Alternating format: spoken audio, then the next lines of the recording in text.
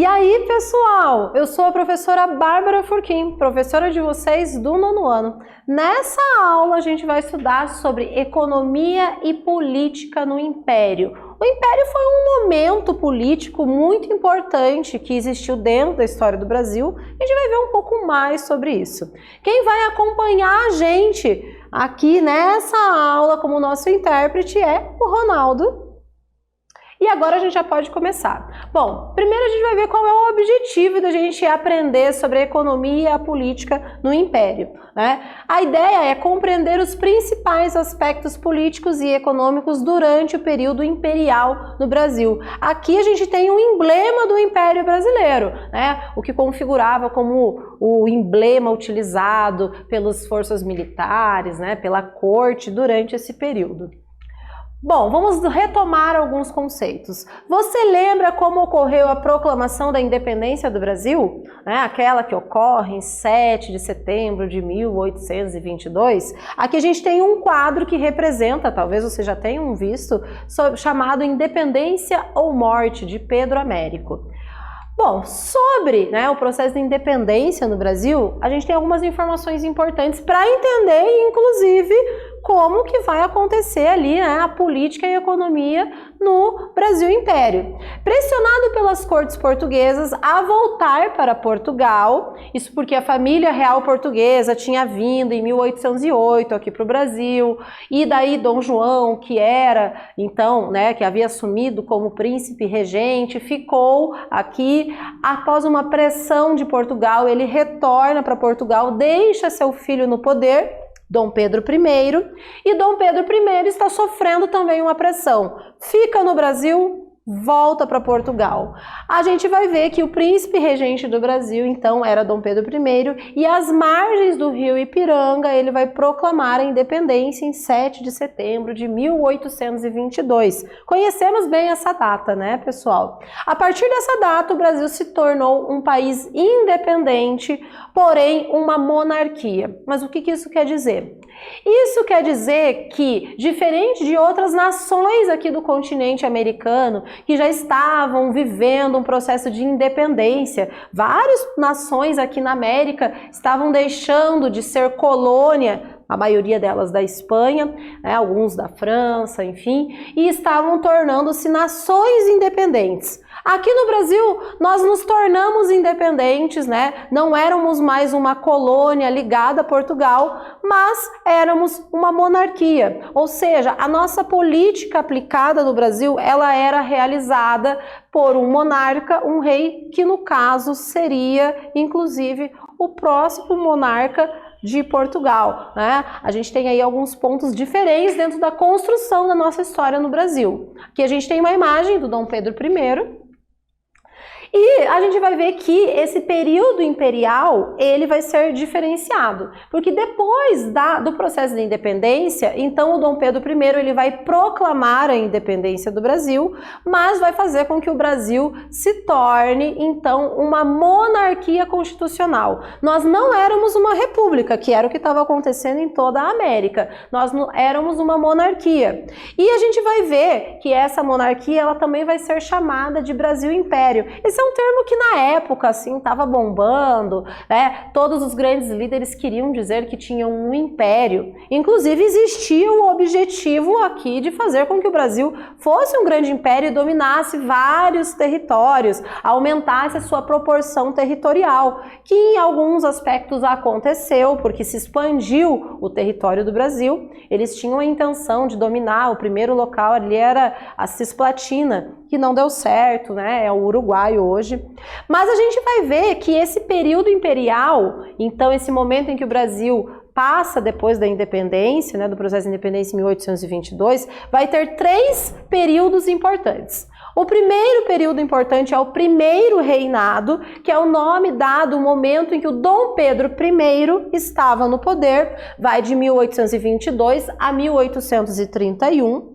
Depois nós vamos ter o período regencial. Esse período ele vai de 1831 até 1840. É o momento em que o Dom Pedro I ele vai para Portugal e deixa o seu filho aqui no Brasil, que era o Dom Dom Pedro II. Mas o Dom Pedro II, ele era apenas uma criança, né? Não tinha nem 5 anos, mal 5 anos. Não tinha como governar o país.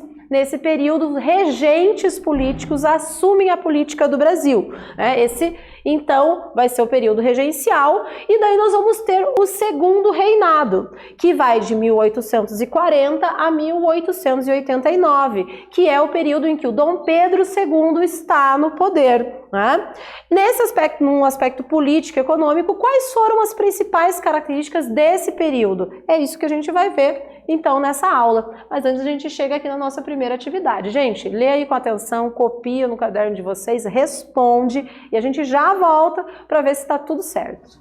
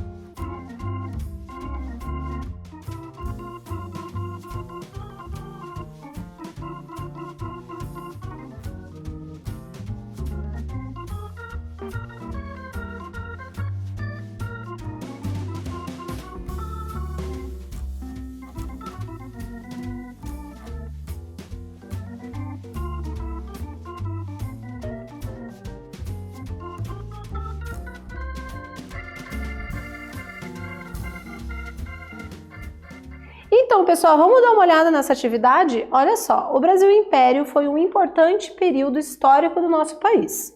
Quais os 3 principais momentos desse período? Então, vamos ver lá que a gente tem uma imagem do Dom Pedro II em 1842 e a gente vai ver que os 3 principais momentos são o primeiro reinado, em que teve Dom Pedro I no poder, o período regencial, onde tiveram regentes que governaram a política nacional, e o segundo reinado, onde Dom Pedro II vai assumir o Brasil Império. Bom, um novo país e uma nova Constituição.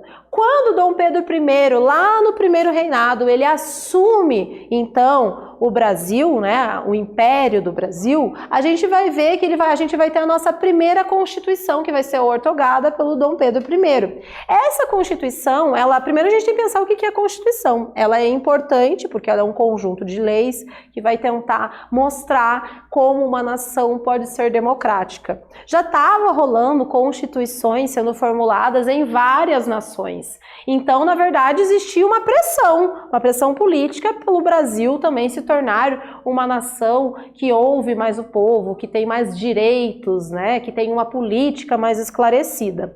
Mas, olha só, essa Constituição, ela adotou uma monarquia hereditária, então nós mantínhamos uma monarquia de reis, né, a família real funcionando aqui, e ela criou 4 poderes. Isso é uma coisa que só existiu aqui no Brasil, porque essas constituições, elas nesse momento estavam sendo influenciadas já pelos ideais iluministas, principalmente de Montesquieu, sobre a divisão dos 3 poderes, que é o poder executivo, legislativo e judiciário. Mas aqui no Brasil houve algo totalmente diferente. O Dom Pedro I, ele vai criar e conceituar o 4º poder, que é chamado o poder moderador, e ele era exercido exclusivamente pelo imperador. O poder moderador, ele passava, de certa maneira, por cima de todos os outros 3 poderes.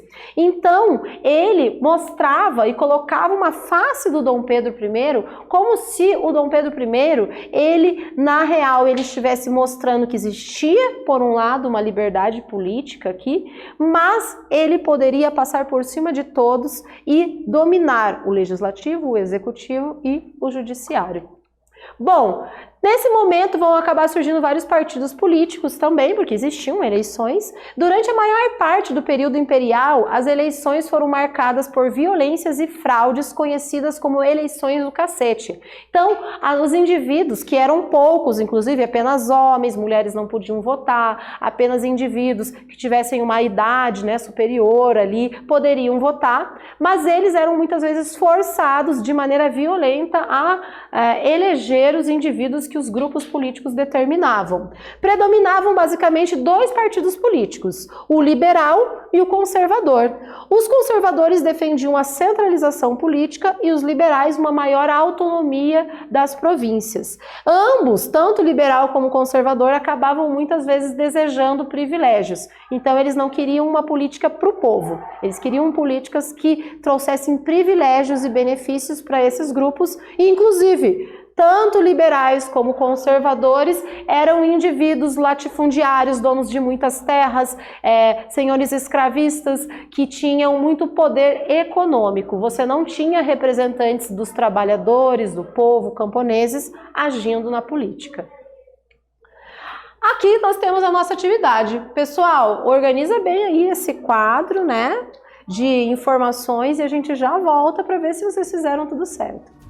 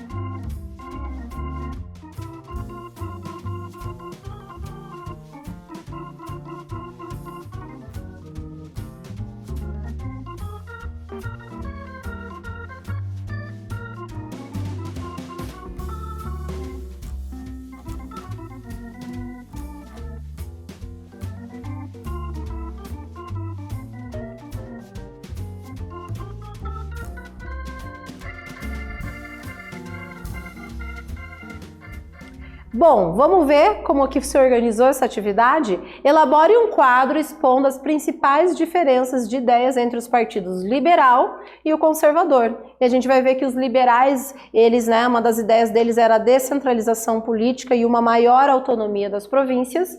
Já os conservadores desejavam a centralização política, um governo forte para impor a ordem. Ambos também tinham ideias de manter os seus privilégios econômicos. Bom, o parlamentarismo brasileiro. Em 1847, a estabilidade política do Império, com uma estabilidade política que existia, foi criado o Conselho de Ministros, conhecido como parlamentarismo brasileiro. Já era o Dom Pedro II quem estava no poder e ele tentava equilibrar essa disputa de partidos políticos. Como ele encontrou esse meio, Diferente do sistema britânico, onde eles utilizam o parlamentarismo, então lá na Inglaterra, dentro do Reino Unido, a gente vai ver que existe o parlamento, ele mesmo escolhe quem é o seu ministro, os seus representantes, e existe o poder monárquico também.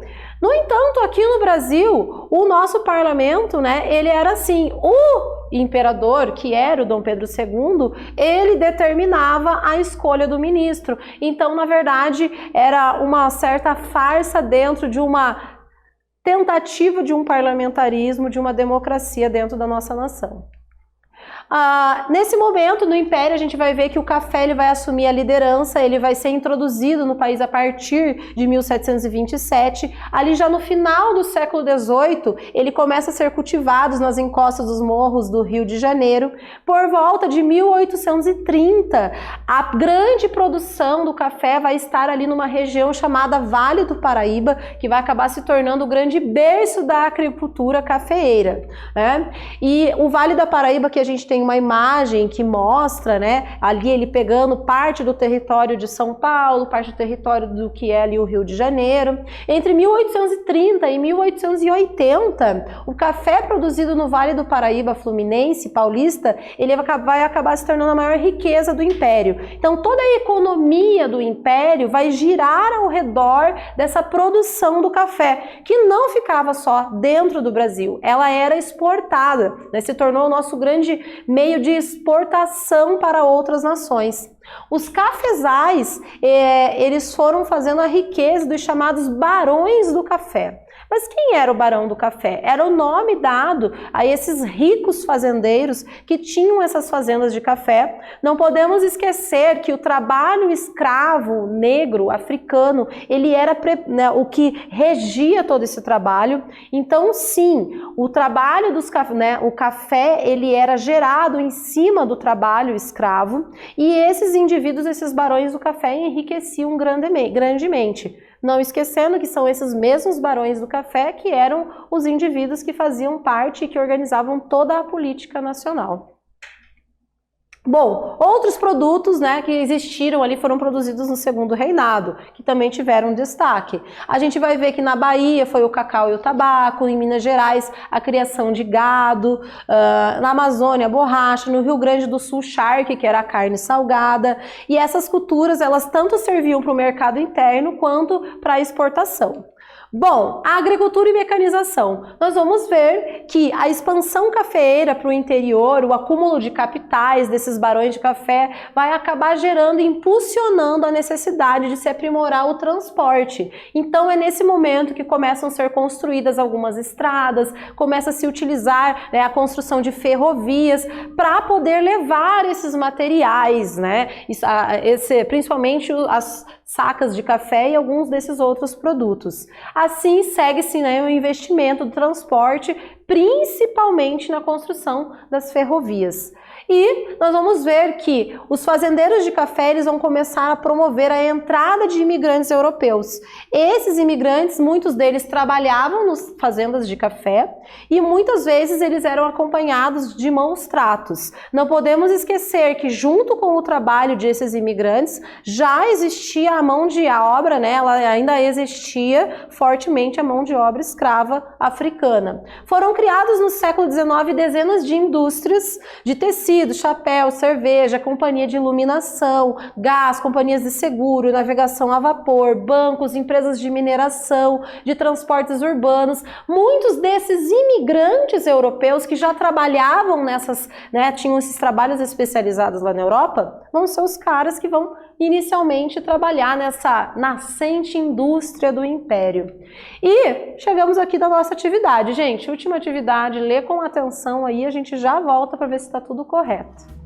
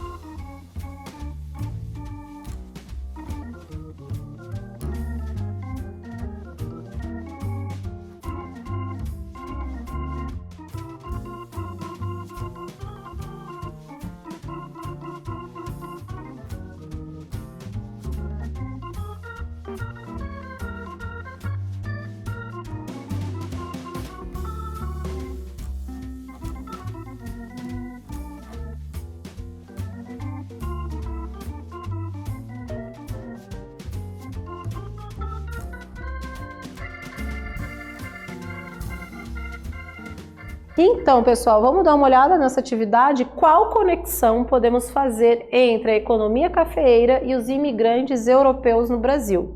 E a conexão é que foi através da expansão cafeeiras que os barões do café passaram a promover e a facilitar a entrada de imigrantes europeus. O objetivo era fazer com que esses trabalhassem nas plantações de café em condições rentáveis aos cafeicultores e de muitas vezes uma total exploração da mão de obra desses imigrantes europeus.